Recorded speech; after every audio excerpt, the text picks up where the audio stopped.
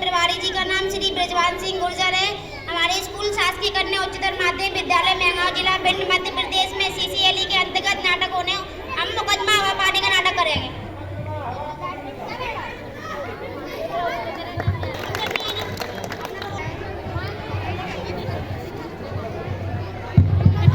नाटक शुरू हो गया।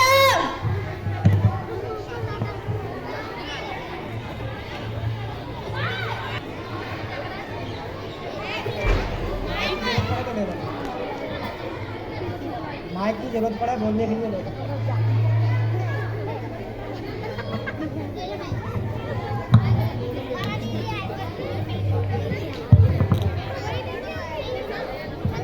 मैं एक किसान हूँ और सूखे ने मेरी पूरी फसल नष्ट कर दी है।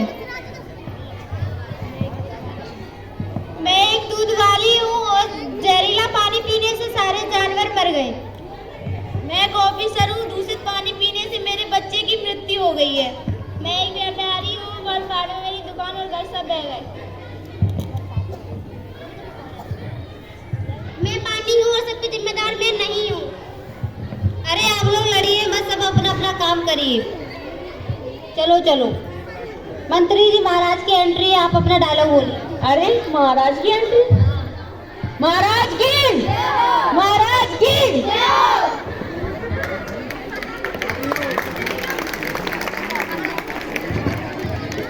मंत्री जी शिकायत करने वाले लोग आ गए हैं।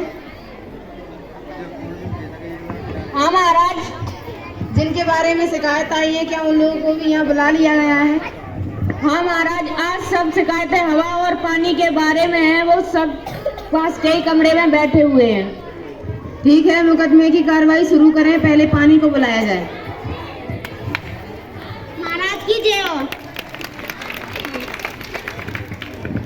पानी, तुमसे इन लोगों की शिकायत है। अगर शिकायत सच साबित हुई तो तुम्हें दंडित किया जाएगा। दर्शक तालियों के साथ स्वागत।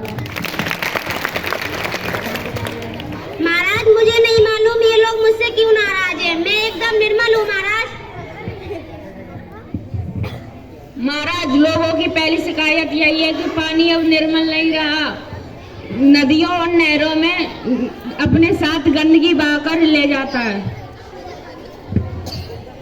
महाराज ये लोग पहले की तरह पानी की रखवाली नहीं करते हैं। पशुओं को जोहड़ के भीतर तैरने देते हैं। पशु अपनी गंदगी तालाब में छोड़ देते हैं। गांव की दूसरी गंदगी भी तालाब में फेंक दी जाती है। नदियों में कारखानों की गंदगी व शहर के गंदे नाले का पानी छोड़ा जाता है। महाराज मैं अपने आप गंदा नहीं होता हूँ। ये तो मान लिया, पर कहीं बरसना नहीं बरसना, ये तो पानी की मनमानी है। महाराज मेरी मर्जी कहाँ चलती है। जहाँ ढलान हो, जहाँ का माहौल अनुकूल हो, वहाँ तो मुझे जाना ही पड़ता है। इन लोगों ने पहाड़ियों काट कर वहाँ मैदान बना दिए हैं, वन नष्ट कर दिए हैं। ऐसी जगह बरसात कैसे हो सकती है। बरसात न होने के लिए भी यही लोग जिम्मेदार हैं। अधिक वर्षा के लिए कौन जिम्मेदार है। जो बादल बना है वो तो बरसेगा ही। फिर जहाँ वर्षा का पानी बहना चाहिए, जहाँ नदी बहनी चाहिए, जहाँ मेरे सुस्ताने की पुरानी जगह होगी, वहाँ तो मैं जाऊंगा ही। तुम लोगों ने ऐसी जगहों पे घर बना लिए तो घर तो डूबेगा ही। मैं तुम्हारी बनाई गलियों नालियों में ही घूमता रहूं, ये कैसे संभव है।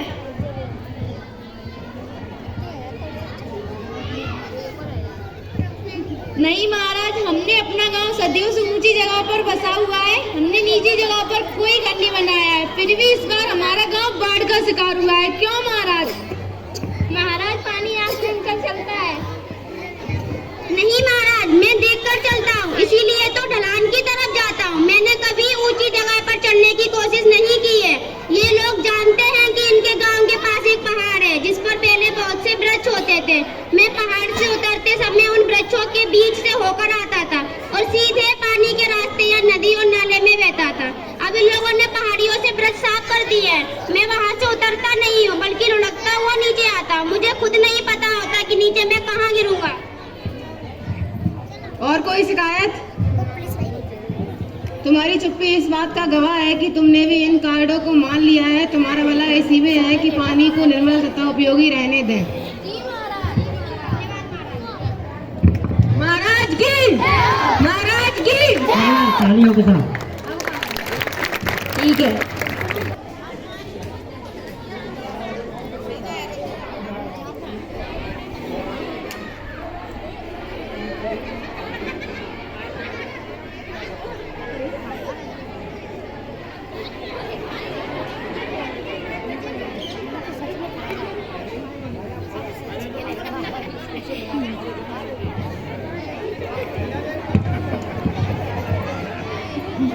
एक सब्जी वाली हूँ और तूफान में मेरा ठेला, परिवार, बच्चे, कुछ नहीं बचा महाराज। मैं एक फैक्ट्री वर्कर हूँ और जहरीली गैस की वजह से मेरा वाई नहीं रहा, घर वाई चलाता था। मैं एक वैज्ञानिक हूँ, शोध में पाया है कि वायु प्रदूषण के कारण सारी प्रकृति त्राही त्राही कर रही है। मैं एक डॉक्टर हूँ, प्रदूषित हवा से मेरे बच्चे को बीमारी हो गई और मैं भी उसे नहीं बचा पाया महाराज। मैं हवा हूँ और मैं हवा हूँ, इस सब की जिम्मेदार मैं नहीं हूँ। अरे लड़ाई लड़ाई माफ करो, सब अपना अपना काम करो, चलो चलो।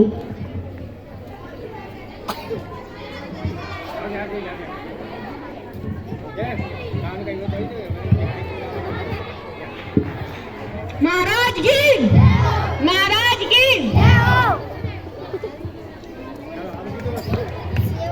मंत्री जी, हवा के प्रति लोगों की क्या शिकायतें हैं? शिकायतकर्ता बोलिए।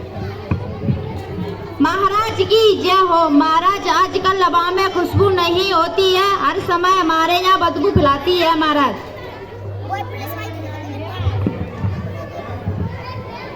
महाराज, ये आरोप झूठा है। बदबू के कारण तो मेरा जीना और भी कठिन हो जाता है। अपने आप में मेरे पास ना तो खुशबू है और ना ही बदबू। पहले ऐसा नहीं होता था, पर आजकल के लोग मरे हुए पशु पक्षियों को यहाँ वहाँ डाल देते हैं, जिससे मैं बदबू वाली हो जाती हूँ। इनके कारखानों से निकली गंदगी व गैसें मुझ में घुल जाती है और वो दूर दूर तक फैल जाती है। मुझे याद है कि एक बार भोपाल में एक कारखाने से निकली जहरीली गैस मुझ पर सवार होकर दूर दूर तक फैल गई और ना जाने कितने ही लोग मौत के मुंह में चले गए। महाराज, इनसे कहिए कि ये गंदगी के ढेर न लगाएं और सफाई रखें। लेकिन तुम अचानक चलकर हमारी आंखों में धूल मिट्टी डाल देती हो, सब कुछ तबाह कर देती हो। क्या इसका हमने तुम्हें न्योता दिया था?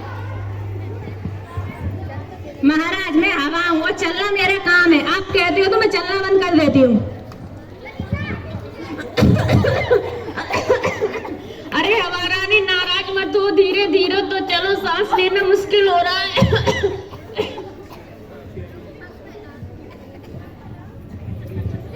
हवा के प्रति और कोई शिकायत? जी महाराज, हम अपने घर साफ सुथरी रखते हैं, लेकिन हवा आंधी बन के आती है और हमारे घरों में रेत कूड़े से भर देती है। हवा तो बहे, लेकिन आंधी क्या? महाराज, आंधी से इनका मतलब मेरे तेज चलने से। वैसे तो मैं हर समय बहती रहती हूँ, पर जब इन्हें गर्मी लगती है तो ये पंखा चलाकर मेरी गति तेज कर देते हैं। उसी तरह जहाँ कहीं भी हवा कम होती है तो मैं वहाँ से तेजी से जाती हूँ। जब मैं तेजी से जाती हूँ तो मेरे साथ रेत कूड़ा मिट्टी आदि जो भी हल्की चीजें होती है वो मेरे रास्ते में होती है। मेरे साथ साथ वो भी उड़ने लगती है। ये लोग अपने घर व दुकान को साफ करके कचरा गली व सड़कों में फेंक देते हैं और ये कई बार तो गांव के बाहर कचरे का ढेर लगा देते हैं। महाराज, उनका फेंका हुआ कचरा ही वापस उनके घरों में आता है। ये लोग पॉलीथिन की थैली सड़कों पे फेंक देते हैं, वो मेरे साथ उड़कर खेतों में पहुंच जाती है। बस पहुंच जाती है, फसलों को नुकसान पहुंचाती है। यह देखकर मेरा मन बहुत उदास होता है। मैंने सबकी बात सुनी है। लोग हवा से दुखी तो हैं, पर कसूर हवा का नहीं है। लोगों को सफाई की आदत अपनानी होगी, तभी हवा दूषित होने से बचेगी। हमें चाहिए कि हवा और पानी को अपना दोस्त मानकर उन्हें नुकसान ना पहुंचाएं और हवा और पानी को निर्मल रहने दें। इसी में हमारा भला और बचाव दोनों है। जी महाराज। महाराज की, महाराज की धन्यवाद महाराज।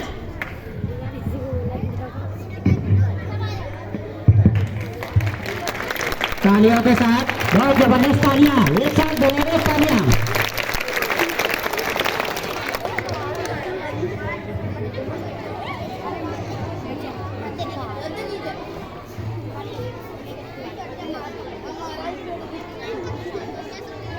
Sir mic.